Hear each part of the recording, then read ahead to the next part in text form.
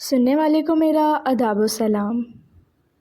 2 سال پہلے حمزہ کے والد کا بزنس اچانک خسارے میں چلا گیا تھا۔ حالات اتنے خراب ہو گئے کہ گھر والوں پر قرض چڑھنے لگا۔ اسی دوران حمزہ کے چچا نے مدد کی پیشکش کی، مگر ایک شرط کے ساتھ، ان کی بیٹی عائشہ کے ساتھ رشتہ۔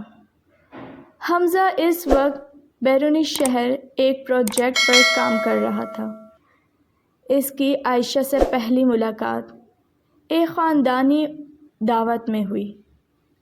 عائشہ تعلیم یافتہ، باوقار اور نرم مزاج لڑکی تھی۔ اس نے بھی یہ رشتہ اپنی مرضی سے زیادہ گھر کی خوشی کے لیے قبول کیا تھا۔ شروع میں دونوں کے درمیان بس رسمی بات چیت ہوتی تھی، نہ کوئی گہرا جذبہ، نہ کوئی خاص قربت۔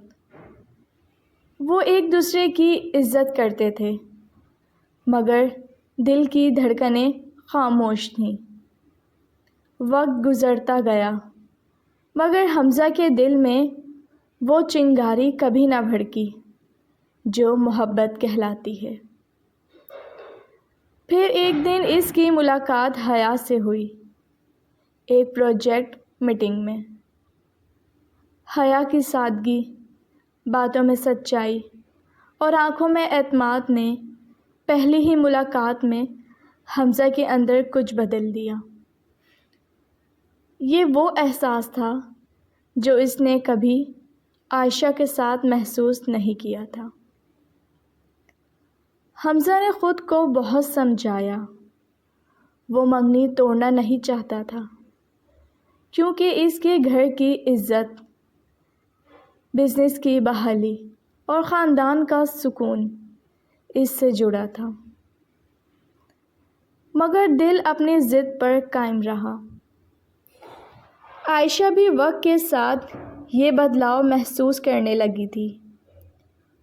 فون کالز کم ہو گئیں، ملاقاتوں میں خاموشی بڑھ گئی۔ آخر کار عائشہ نے خود حمزہ سے پوچھ لیا، کیا تمہارے دل میں کوئی اور ہے؟ اور حمزہ کی خاموشی ہی جواب بن گئی۔ وہیں سے اس رشتے کا انجام شروع ہو گیا تھا۔ اگر آپ کو کہانی پسند آئی ہو تو پلیز میرے چینل کو سبسکرائب کیجیے۔ رکھیے اپنا بہت زیادہ خیال۔ اجازت دیجیے۔ اللہ حافظ۔